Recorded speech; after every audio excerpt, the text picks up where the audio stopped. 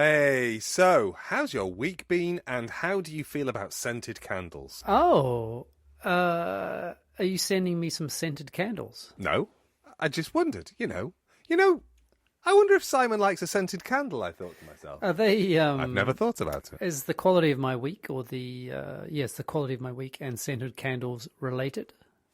Not necessarily, although perhaps the lighting of a candle lifted your week. I don't know. How do you feel about them? Some people are like, they get them as a gift and then they just leave them in a box and they never open them, they never set fire to them. Some people are like, immediately they go to the charity shop. Why would I want that crap in my house? Some people, I am in this last category, burn those motherfuckers down. Do you burn them down? Do you burn them down regardless of whether or not they're to your class taste? I don't think, I'm not sure that people give me candles. I think I buy them. Oh, because I've definitely received candles, scented candles, where I've gone, and I've taken a little, I guess this is not really the technical word, but whiff. I've taken a little whiff and gone, ugh. Not for you, not for your olfactory. Yeah, okay. But I've definitely bought them. I've bought them and gone, I think these are really, let's say, again, tasteful. So we go out in like early to mid January around all of the and pick up all the old and pick up all the ones that people have gone, oh no, that's not for me. You will be surprised. We got we got one from Le Labo, which a Paolo Santo one, which is just I don't know what they are, but yeah. Oh, they're like 40 quid candles that I think what happens is rich people buy them for their friends when they come over for Christmas and then like give them as Christmas presents, and then people are like, ugh, I hate candles, so they just give them away. And we're like, 2 quid for it? Yeah, I'll have that.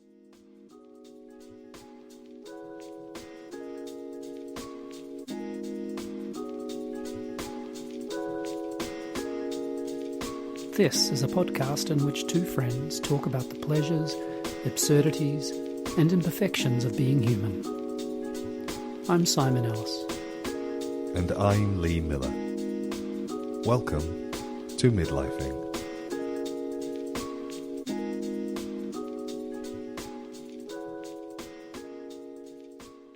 Do you know, speaking of my week, I won a prize this week. Was it a scratch card? No. Was it I'm going to keep guessing. You are. I've had 2 glasses of wine. Was it a Grammy? Do you Beyonce was robbed. I was just about to say the same thing. So no, I did not talented. I did not win a Grammy. Oh, okay, so not a Grammy. Yeah. Not a scratch card. No. So was it a competition that you entered? Yes. Ooh, okay. Did you win a set of electrical scales? Oh, I so wish I had. But if I had won a set of electrical scales, what would I have won them for? Oh, like best bread. Oh. No, jump cut to where Simon says, oh, he entered a competition for research photos. Oh. And I won the People's Choice Award.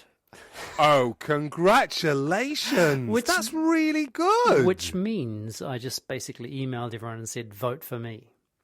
You didn't email me. Commentary. Oh, right. I see. So it was, so it was it wasn't a national prize. Still, I don't know. I love that you might have those kinds of tickets on me, because I definitely don't have those tickets on myself. But the particular sting in this tale, which I think is worth telling the story, was that I got the email on whatever day it was, Monday, and I said, "Oh, you've made my day." I mean, partly in jest, because of course it's such a small thing. This is by the way, this is a photo of me performing being buried in Italy. Okay, just for everybody, when you say performing being buried, what you mean is you were being buried. Yes, but it was in Italy for an audience as part of a performance. Yes, correct. It's important to clarify that you weren't miming being buried, because that people might have the wrong, they might have a kind of a Marcel Marceau my entire version. Yes, I'm not talking about my entire oeuvre of mime. That's an entirely different episode of this particular podcast. You were being buried as part Alive. of the performance. Alive. Yeah. Alive-o. Like cockles and mussels. But It's so different talking on a Friday night as opposed to a Saturday morning. How many glasses are you in at this point? Or are you still doing dry January? Depends what the... I've never done dry January in my life. Anyway, I'm, well, including the one that's on the table, I think it's 4, but they've been very small. No, they're very small. I mean, it's not even half a bottle of wine. Oh, right. Oh, Yeah, God. Yeah. Don't you horse lips me. That's I can't help it. Actually, that wasn't horse lips. I think that was duck lips. This is horse lips. You ready?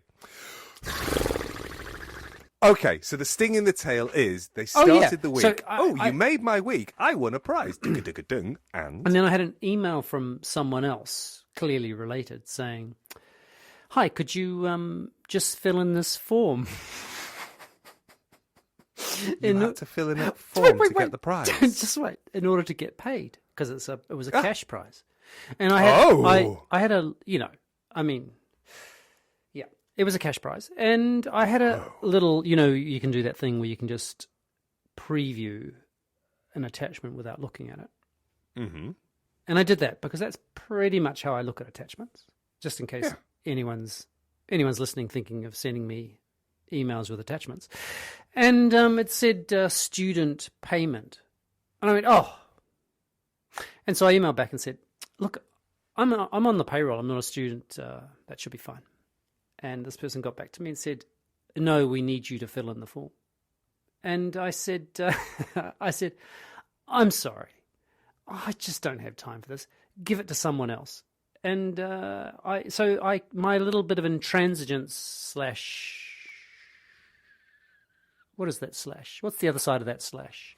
I mean, it could be huffery.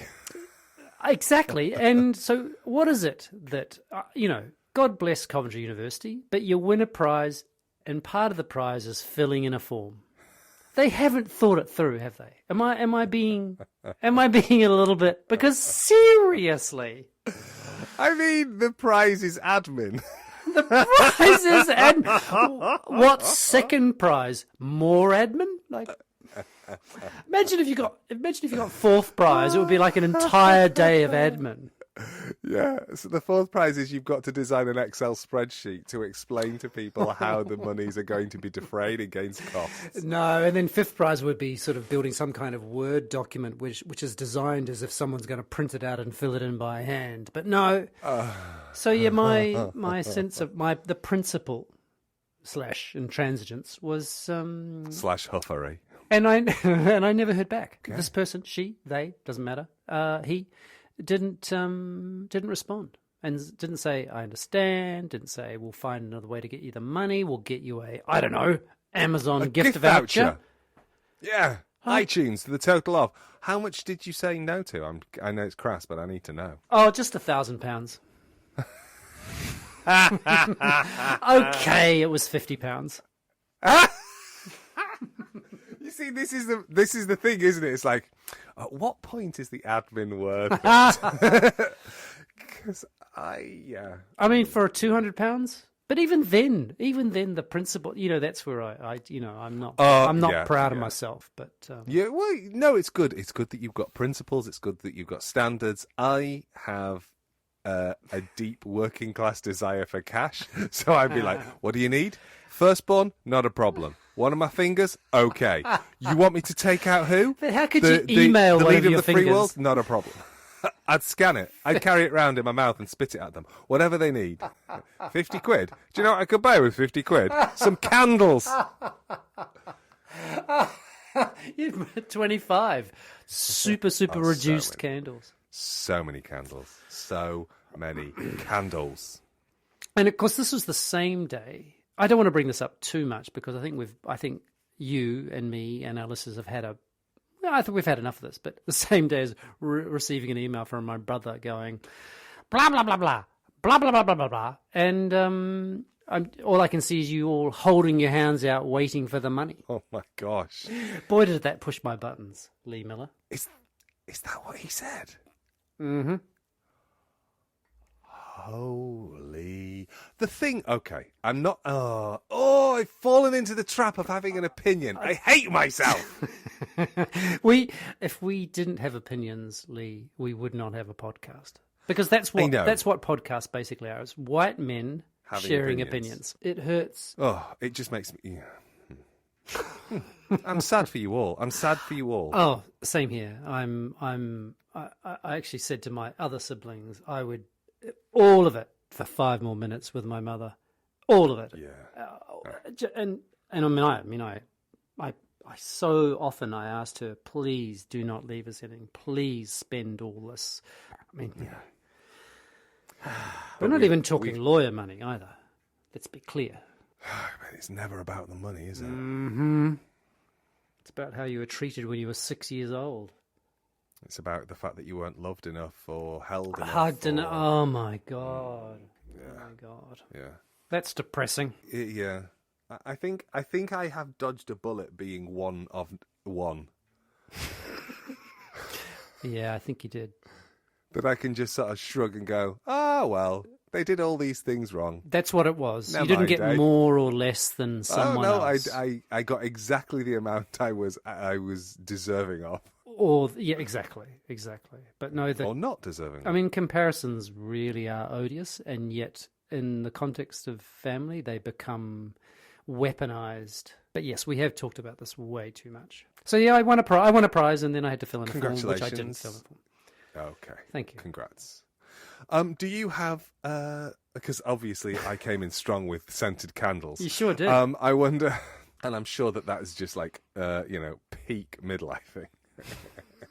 I've got 2 on right now. I've got 2 on either side of the fire. It smells gorgeous in here. You've got 2 on. I've got 2 on. But they're the same candle. Oh, okay. They're not. It's not like some weird out of sync stereo pair where you've got a little bit of lavender in one and some roses in the other. No, I've got stereo candles for both nostrils. So, I mean, how are you? I've been thinking about you quite a lot today, and just I am okay. The love of my life came home today from Portogallo. From Portugal, although she came back with a bombshell, which is that in June she will be spending a month in China. Oh, that's not because of something I... No. Okay, that's different. No. Okay. No, that's online. No, this is as a result of stuff that she's done in the past, but this year they're pivoting from their online summer school to an in-person summer school, and asked her if she would like to go, and she came home and said, I'm not sure if I should do this. And I said, do you want to go to China? Yeah. It's like, well, you should do it then, because somebody else is going to pay you to go to the other side of the world. They're probably going to put you up for a month. Pay her £50 and get her to fill in a form. I've seen the forms that they make you fill in, and they are quite onerous. But they are also going to pay for travel and accommodation and a fee. And that's awesome. And how it is? How that means you've got is that the longest you'll have been apart since you were 19 years old? Yes, I think it will be. Wow. Jesus. Yeah. Wow. Yeah. And how do you? I mean, obvious question, but needs to be asked. How do you feel about that? This will be just before you turn 50. Fuck yeah. Jesus. Yeah, it's all going on. I hadn't thought about any of these things. Yeah. This is serious midlife. This is pre-mid. I mean, this is midlife. This is premonition. No, anyway, you know what I mean. Yeah. I think I feel excited that Bob's life still yields joy and opportunity that was unplanned for. And I think that I am grateful that we can absorb that as a possibility. That without her having to kind of go, I can't go because of X or Y. It's just like, do you want to go? Yeah, then go. There's the only decision is desire. So I don't think that's quite what I asked, but it's also lovely.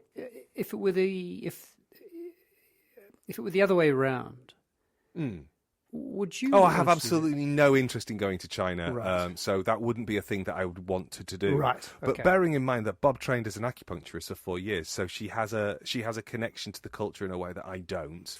So she trained in traditional Chinese medicine. There's sort of things about Chinese heritage that she's interested in. She's spent the last 5 years teaching. At least 50% of her students are from mainland China, and so she has relationships with people there, and that I don't.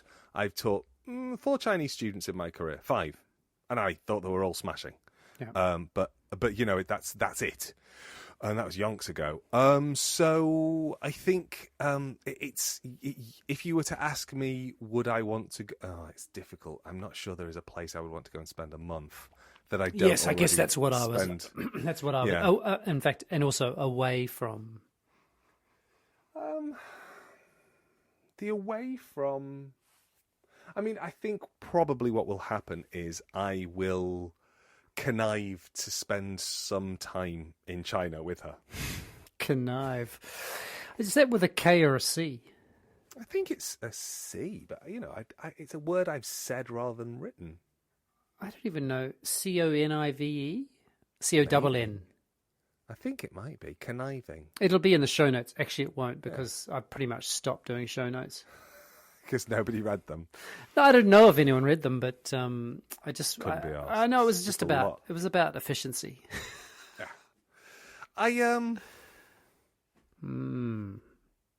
Super exciting for Bob, isn't it? It's very exciting for Bob, yeah, and but I would struggle to imagine what would take me away for a month that I would willingly give myself up to. But that's less to do with I'm not wanting to spend a month away from Bob, and more that I don't want to spend a month doing something.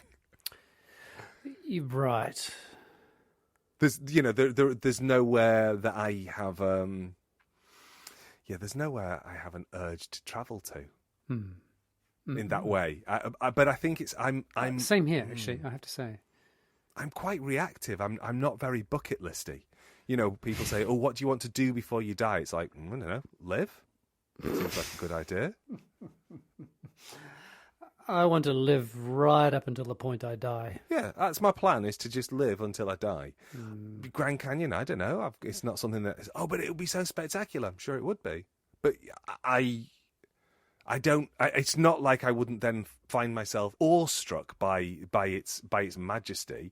It's just not something that I'm thinking I would like to do that. Now, if I was in the US and somebody said, "Let's go to the Grand Canyon," I'd be like, "Yeah, let's do that," because that's a different thing, isn't it? It's Yes, you're not going there to do that thing. exactly. The bucket list idea never really kind of, yeah. I mean, I used to keep a list while I was doing my PhD of things to do after my PhD, which I think I've told you about. But that I don't get. I never really understood that whole, a list of things I want to do in my life, which is what it is, right? Yeah, absolutely. And I think that it becomes a sharper list for people who have a terminal diagnosis, obviously. Sure. And thankfully, I'm not in that position. So, Do you think you would, if you, let's say, hypothetically, and that you were given 6 months to live or 3 months to live? Well, if I was given 3 months to live, it wouldn't be I need to do this, and this. It No would be, I Grand need to Canyon. Stop doing that. Yeah. It would be about stopping doing things, not starting doing things. I would stop going to work. I would, delete all my emails. I would. But what would you do? What would you be stopping those things in order to do? Okay, to have one very long weekend. So I would walk. I would go out for dinner. I would visit friends. I would go to art galleries. I'd go and watch shows and films. I would lie in parks underneath trees. I would go on ferries. I would go on bike rides. I would do all of the things that I do at the weekend. I'd just live a weekend, just a really long one. So nothing would have to be different. You wouldn't have to go, okay, I must do this now. No, I wouldn't want anything to be different. I really love my life. Especially your weekend life. I love my work life. It's just I don't want to die in the saddle in that way. Do you know what I mean? It feels feels a bit. I feel like that would be. Oh, I mean, it would just be such a nightmare for everybody who worked with you. I know people. People come to mind who did that. Who, as you say, died in the saddle. They knew they were, terminal illness. And I'm super. I totally understand why that gives, that might give structure or something to a life, especially a life that's in kind of in. I'm trying to think of the right word. God, it challenges the people around you in a very specific way.